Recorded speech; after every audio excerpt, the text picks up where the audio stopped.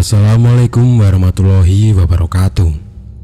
Hai teman-teman semuanya, selamat datang kembali ya di channel Studi Horor. Studi Horor kali ini akan menceritakan tentang sebuah kisah cerita seram, berawal dari lorong kampus hingga ditaksir oleh dia yang tidak kasat mata. Cerita misteri kali ini bersumber dari @didagri. Lalu bagaimana kengerian dari kisah kali ini? Mari kita simak kisah ini bersama-sama. Kali ini aku akan bercerita pengalaman menyeramkan dari salah satu teman dekatku yang tidak akan pernah dia lupakan seumur hidupnya. Sebut saja dengan nama Roy, tentunya dengan nama samaran. Roy ini adalah salah satu teman dekatku di kampus. Namun kami berbeda jurusan dan fakultas. Sebelumnya saya ucapkan terima kasih bagi teman-teman yang sudah memberikan like dan komen pada cerita sebelumnya. Dan jangan lupa juga untuk memberikan like dan komen di video kali ini juga ya. Oke, di sini saya akan bercerita berdasarkan sudut pandang orang pertama, yaitu sebagai Roy. Namaku Roy. Aku kuliah di salah satu universitas ternama di kota B. Namun karena aku berasal dari kota A, maka selama kuliah di kota B ini, aku tinggal sebagai perantauan di salah satu kosan yang berada tidak jauh dari kampus. Pada suatu hari, aku hendak berangkat ke kampus.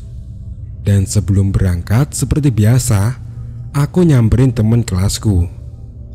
Panggil saja dia Samsul, nama samaran. Kebetulan kami satu kosan. Dia di lantai 1 di kamar nomor 4, dan aku di lantai 2 di kamar nomor 7 di dekat tangga.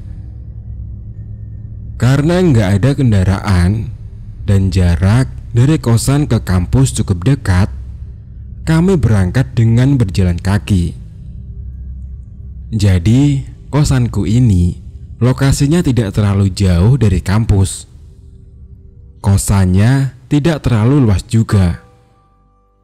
Terdapat 8 kamar, 4 kamar di lantai 1 dan 4 kamar lagi di lantai 2. Tepat di halaman depan kosanku terdapat pohon mangga yang tidak terlalu besar. Lantai 2 cuman ada kamar doang. Kamar nomor 5 di atas nomor 1.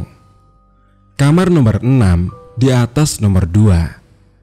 Begitu juga seterusnya. Kosanku ini memiliki fasilitas yang tidak terlalu lengkap. Hanya kamar mandi di dalam, kasur busa, dan lemari pakaian.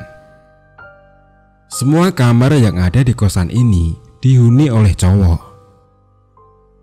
Cukuplah ya penjelasan dari kosanku yang tidak perlu panjang lebar. Kita kembali ke cerita. Setelah perkuliahan selesai, waktu sudah menunjukkan pukul 5 sore.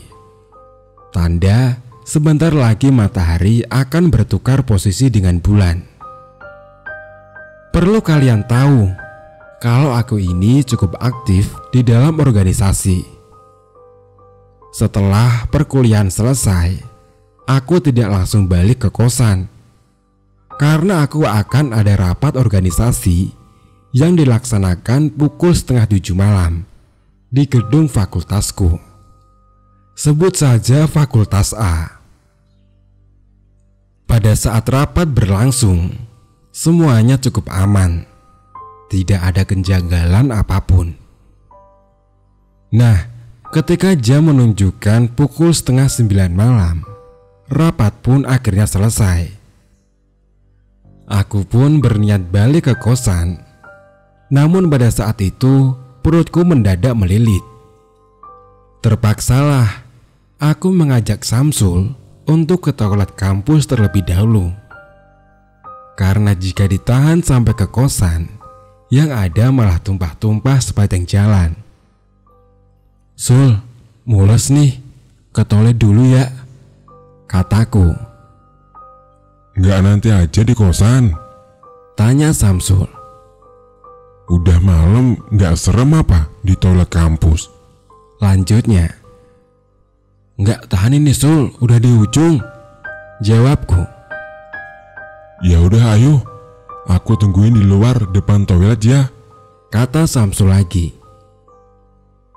Jadi setelah masuk ke WC kampus, ada 3 bilik toilet yang berjejer. Nah, di sini aku ada di bilik yang tengah. Entah mengapa aku pilih yang tengah, padahal 3-tiganya kosong semua. Saat aku sedang bertapa di salah satu bilik toilet kampus, tiba-tiba ada yang mengetuk bilikku. Pelan sekali, namun terdengar dengan jelas karena suasana saat itu sunyi.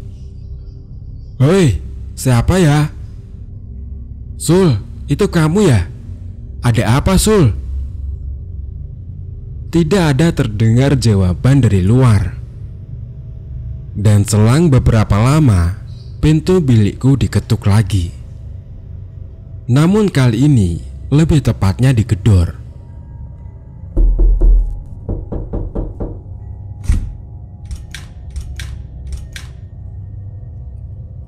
Suaranya saat itu mengagetkanku. Sontak aku berkata, "Woi, apaan? Jangan bercanda lah, lagi fokus lo ini." Namun lagi-lagi masih tidak terdengar jawaban. Aku mulai sedikit panik. Namun aku mencoba untuk berpikir positif. Oh, mungkin itu si Samsul lagi iseng. Soalnya dia orangnya agak iseng sih, alias tukang jahil. Setelah aku selesai dengan urusanku di toilet, aku pun segera keluar.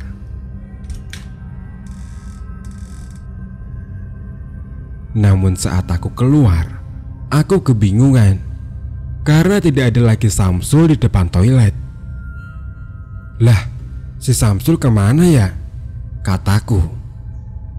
Aku pun mengecek sekitar, dan tetap tidak terlihat batang hidungnya si Samsul. Kampratlah si Samsul ini, ninggalin gitu aja loh, kataku. Karena dicari tidak ada, aku pun berencana langsung balik ke kosan sendirian. Dikarenakan saat itu sudah larut malam. Pada saat aku keluar dari gedung fakultas, aku melihat Samsul. "Hoi, Sul, Samsul," kataku. Samsul terlihat kebingungan saat itu. Roy, kok kamu ada di belakang aku ya?" tanya Samsul. "Harusnya aku yang nanya ke kamu. Kamu main tinggal-tinggal aja toh Sul," kataku. "Katanya mau nunggu depan toilet," lanjutku saat itu. "Loh, bukannya tadi kamu udah keluar ya?" tanya Samsul. "Mana ada Sul, aku loh barusan baru keluar," jawabku. "Ah, ya udahlah, ayo segera balik," kata Samsul. Dan setelah sampai di kosan, Samsul baru cerita. Nah, jadi Samsul itu katanya melihat aku udah keluar, tetapi dengan muka agak pucat gitu. Katanya dia tanya gak dijawab. Terus aku jalan nyelonong gitu aja saat itu. Samsul ikutin lah. Pas di lorong depan fakultas, tiba-tiba aku memanggil dia dari belakang. Dan sosok yang menyerupai aku itu saat itu menghilang.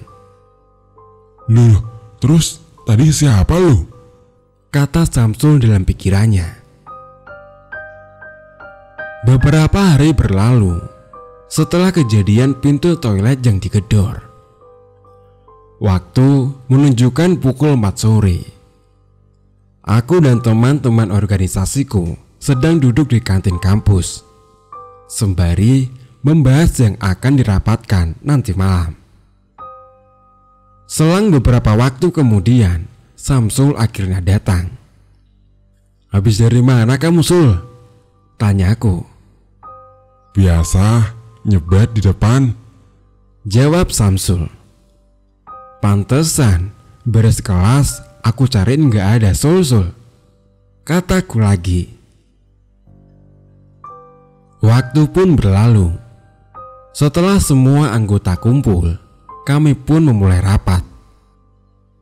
Pada saat rapat, pandanganku teralihkan pada sesosok perempuan berambut panjang yang saat itu menggunakan gaun merah.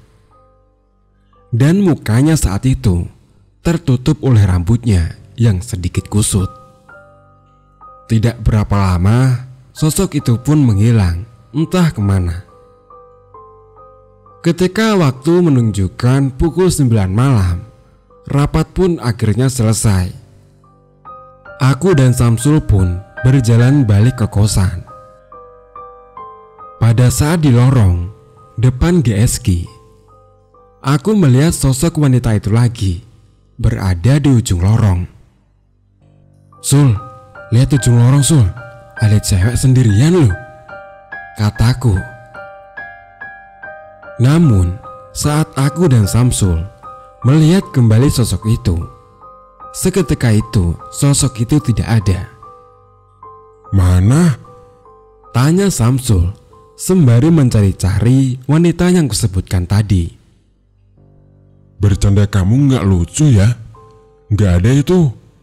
Merinding loh aku," lanjutnya. "Seriusan, tadi ada di ujung. Dia lagi berdiri loh," kataku. Setelah kejadian itu, saat di perjalanan pulang, pundakku terasa berat, pegel gitulah, seperti menggendong sesuatu. Padahal isi dari tas yang aku gendong hanya satu buku, tempat pensil, dan charger HP. Di sini aku masih positif. Mungkin efek lelah setelah kuliah lanjut rapat.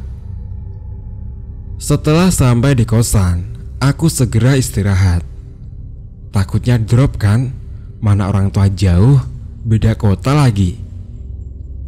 Nah, entah kenapa aku terbangun. Kulihat jam menunjukkan pukul setengah 12 malam dini hari. Kukira sudah pagi. Ternyata masih jam segini ya, pikirku saat itu. Aku pun melanjutkan tidurku. Saat aku memejamkan mata, beberapa menit kemudian terdengar suara tangisan perempuan. Suaranya terdengar dari depan pintu kamar kosku.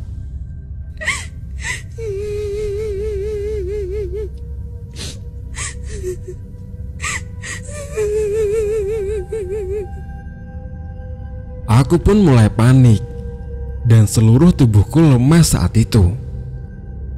Kurang ajar, kok ada ya suara cewek nangis di depan kosan cowok? Aku mencoba memejamkan mataku lagi dan tidur membelakangi pintu dan juga jendela. Tidak lama kemudian, ada suara ketukan pintu disertai suara wanita.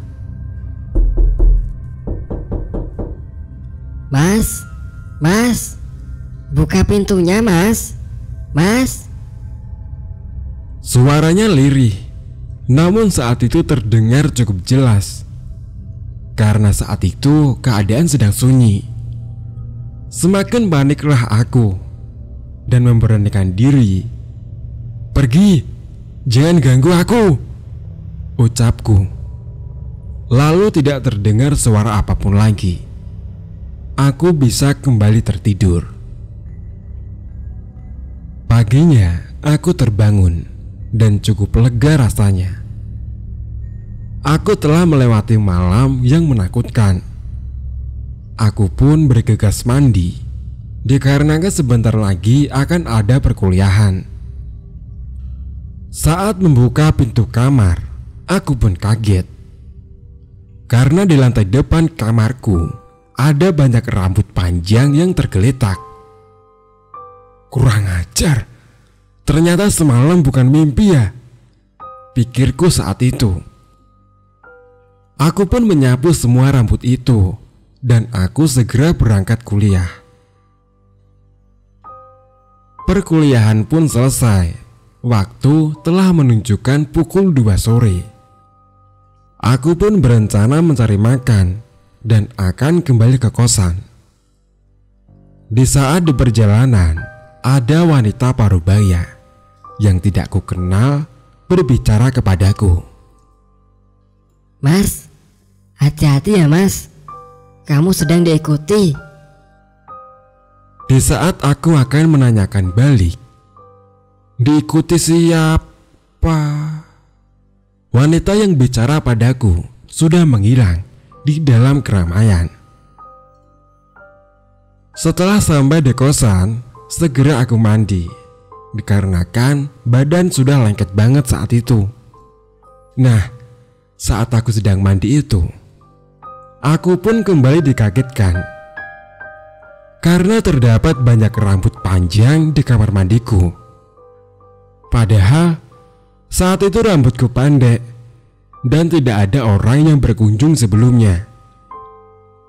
Ku bersihkanlah semua rambut itu dan membuangnya ke tempat sampah.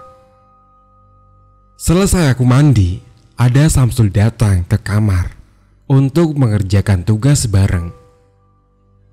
Tugas pun akhirnya selesai. Waktu itu telah menunjukkan pukul 6:30 malam. Saat itu juga tiba-tiba terdengar suara wanita menangis dari dalam kamar mandi.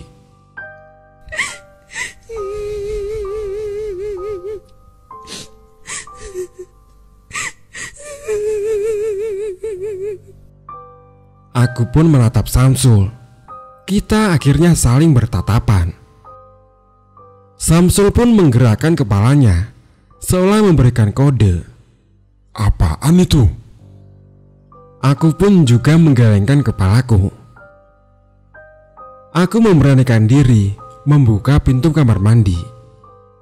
Di saat aku membuka, tidak ada apapun dan suaranya langsung berhenti, tepatnya menghilang.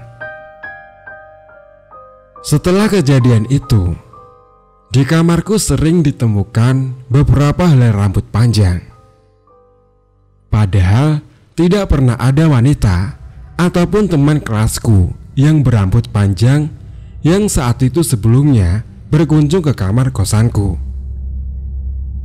Nah, sampai pada suatu malam. Saat itu waktu menunjukkan pukul 2 malam. Aku pun terbangun. Namun, aku tidak bisa menggerakkan seluruh tubuhku. Hanya mata yang bisa kugerakkan, melihat ke depan dan ke samping. Lama-kelamaan, aku mulai melihat ada sosok yang duduk di atas tubuhku. Semakin lama sosok itu semakin jelas. Mukaku dan mukanya berhadapan, hampir bersentuhan saat itu. Kulihat dengan jelas mukanya yang rusak, dengan bola mata yang keluar, menggantung hampir jatuh.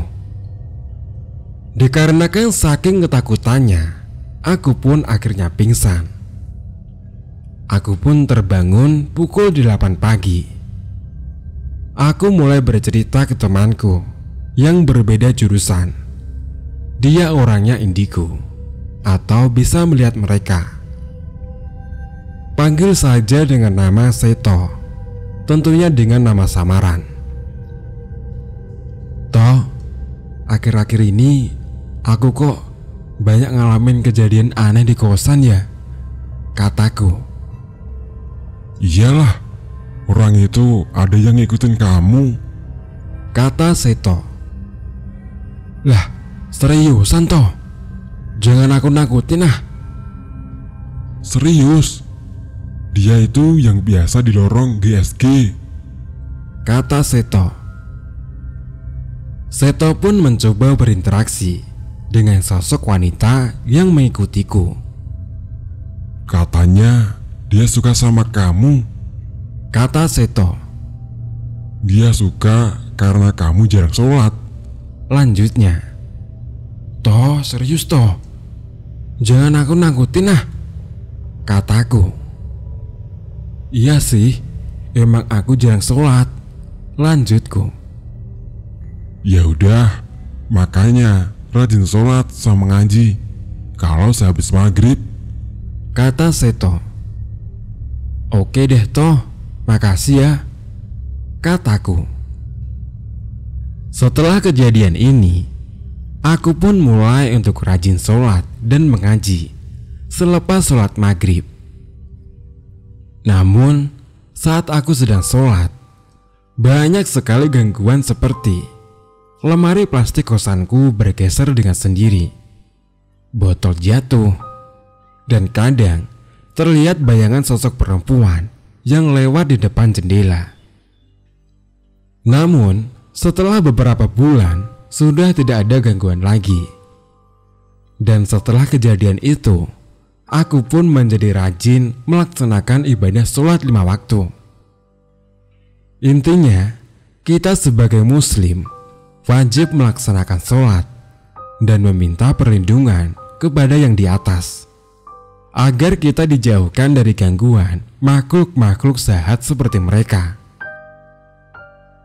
Begitulah kisah cerita seram berawal dari lorong kampus hingga ditaksir oleh dia yang tidak kasat mata. Terima kasih teman-teman semuanya sudah mendengarkan podcast Studio Horor ini hingga selesai. Wassalamualaikum warahmatullahi wabarakatuh.